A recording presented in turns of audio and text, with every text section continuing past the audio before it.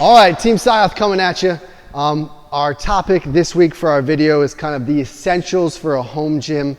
It's a big thing right now is people working out at home and they're not out in the gym. So we came up with a list of things that we think are essential, and then we came up with a list of some DIY stuff that you can do to make your home gym a little bit more well-rounded. All right, so our essentials for the home gym, I got 4 things up there, and this is not a perfect list, it's not a complete list, but it's a list. All right, so number 1, pull-up bar. All right, so you can DIY this yourself, or man, I've had this thing since it's been 10 years. I had this thing. It hooks up into your doorway. You can make fun of me all you want for it, but man, during quarantine, that really was effective. All right, and then rings. So going along with your pull-up bar, if you have a place to do pull-ups on, you got a place to put rings on. So why we think these are important is they can do almost anything. So you can do ring rows, you can do ring dips, you can do ring push-ups, you can do ab exercises with your feet in them. You can help yourself get better at pull-ups with the rings. They're hugely versatile, all right? So you can put them in different heights, all right, as low as you want, as low as you need. Then a sandbag. You can DIY this one yourself. So we got a couple examples here. One is more of a laundry bag type, and the other is a duffel bag type. All right, so how I like to do it, you get some sand, you go to Home Depot, you can buy a bag of 25 pounds of sand for a couple bucks. All right, we wrap that up in some duct tape and some garage or just some other garbage bags, and you can make as much weight or as little as you want to in those sandbags.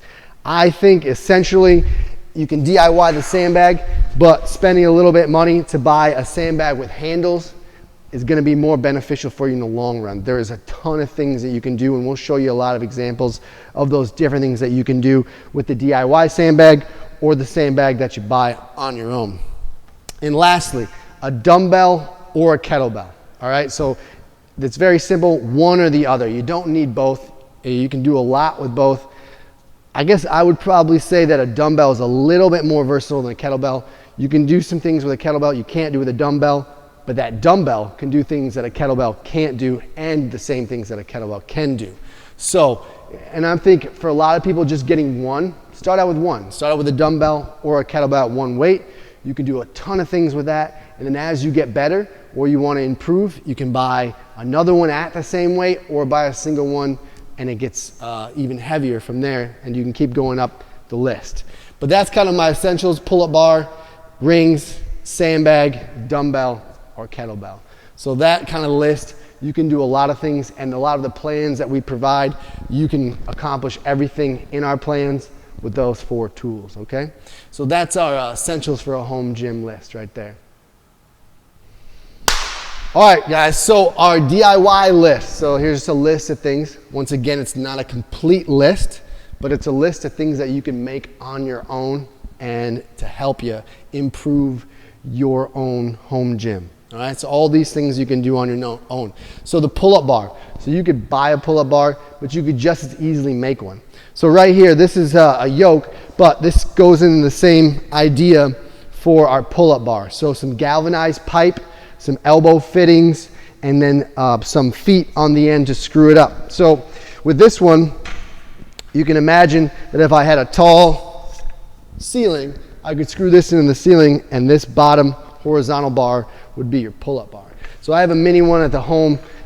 It's a thinner one than this, but if you want to get better at your pull-ups and you want a little thicker bar to hold on to, this wouldn't be a bad one to do. But you can make your own pull-up bar, Home Depot, Lowe's, wherever you want to go. You spend about 35, 40 bucks, you can come up with your own pull-up bar. And then you can hang your rings from that pull-up bar and do your dips and your other stuff too. Sandbags, super easy to make. Talked about it a little bit before. Sand, all right, all you need is sand and a bag. So we got 2 different styles here. One, this is kind of your laundry bag-ish bag, but what we do is we fill it up with sand.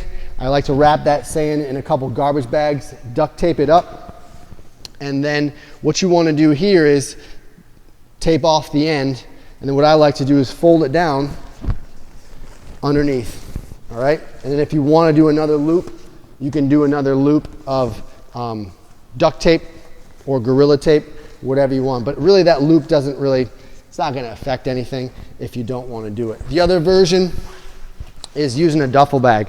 You can go to garage sales, or maybe if you have some at the house. These are a little bit more durable than this kind of canvas laundry bag, but the same idea. With this one too, you're gonna wanna make sure that you tape up, all right, the metal parts here, because you don't want those to get caught on you. And the same thing is you can tuck it down and add it on there. But you can also leave the tail. And then what we'll also do sometimes is we'll just twist this up, and then we will tape all the way up, all right, with athletic tape. But there's a ton of different things you can do with these. It's a great way to add weight, all right, to your exercises if you don't have a barbell. Then the squat rack. Didn't bring it in, but I got a homemade squat rack, and I'll send a picture in. 2 5-gallon buckets, a bag of cement for each, and a couple 2x4s. Screw the 2x4s together, cut a little notch in the top, cement them into the 5-gallon bucket, and you've got really movable, easy squat racks. Very cheap and very effective.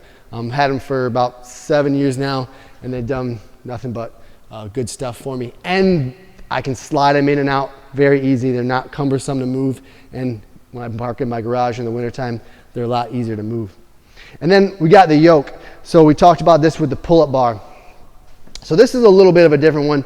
Maybe people don't think that would normally be a part of their gym, but there's a lot of versatile things you can do. You can do some heavy walks with it, all right?